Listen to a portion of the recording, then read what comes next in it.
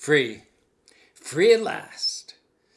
With last week's CDC guidelines coming out, reversing some of the earlier understandings, it set us free. Those of us who had been fully vaccinated could rip off our masks. We could walk about without worrying about social distancing, indoors and outdoors. It was an emancipation. It was exhilarating. But that exhilaration was short-lived because it was replaced with a whole lot of confusion because we are not all fully vaccinated. So how do we continue to live in community? How do we walk with each other? For some of us are vaccinated, some of us are not vaccinated.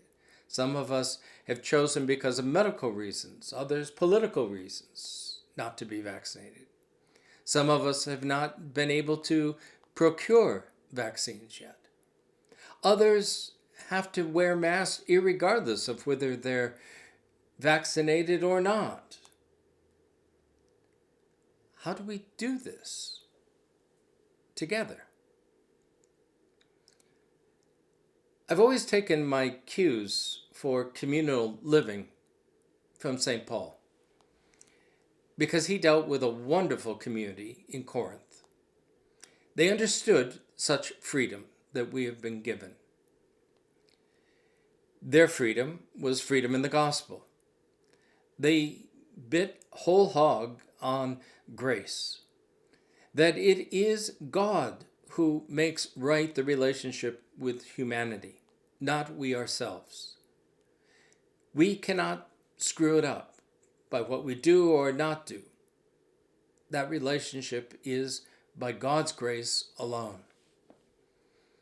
And so the Corinthians understood that. But they forgot that there was a community involved in that. And so Paul has to remind them that with freedom comes responsibility for one's brothers and sisters. The whole letter to the Corinthians is a reeling them in to that responsibility and that understanding of their sense as a community of God's people. He uses that wonderful body language to talk about how we are integrally related, that we cannot do without one another, that the body needs all the parts to function well. But on the matter of this freedom and responsibility, he uses another wonderful image. It is the idea of eating meat offered to idols. In the ancient world, most religions revolved around the sacrificial cult. Offerings were brought to the temples and offered to God to appease, to give thanks, to keep that relationship right. The Christians in Corinth recognized that they no longer needed to do that meat, that sacrifice, really was meaningless. The process of offering meat to idols was this. Not all the meat was sacrificed, burned up, only a portion of it. The better cuts were given to the priests, and the rest of it was sold in the marketplace, where anybody could come along and buy some. Christians understood that it had no power, it was no significant meat, it was just meat. And so they had every right to be able to eat it in good conscience. It would not condemn them to the fires of hell. Paul says it is indeed lawful, but it's not always helpful.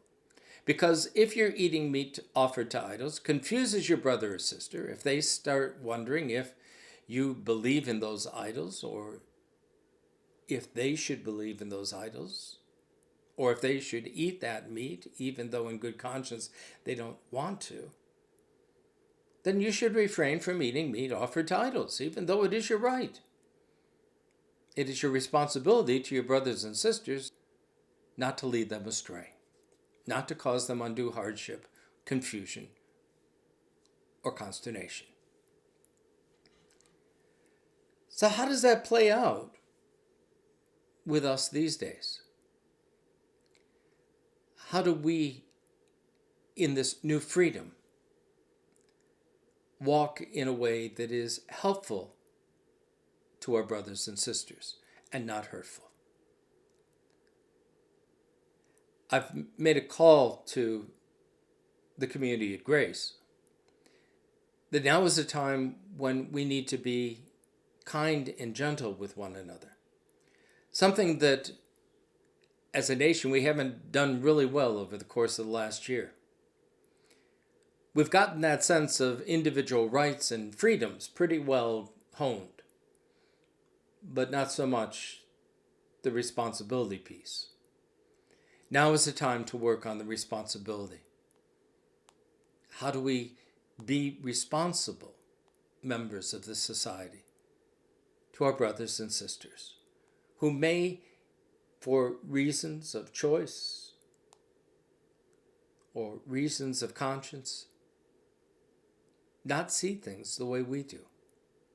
Whether it be wearing masks or social distancing or political or social beliefs. How do we walk in a way that is responsible to them? For Paul, that is even more concerning than whether or not we get our individual freedom. With freedom comes responsibility. We would do well to remember that these days. Blessed be the tie that binds our hearts in Christian love, the unity of heart and mind is like to that above. We share our mutual woes, our mutual burdens bear, and often for each other flows the sympathizing tear.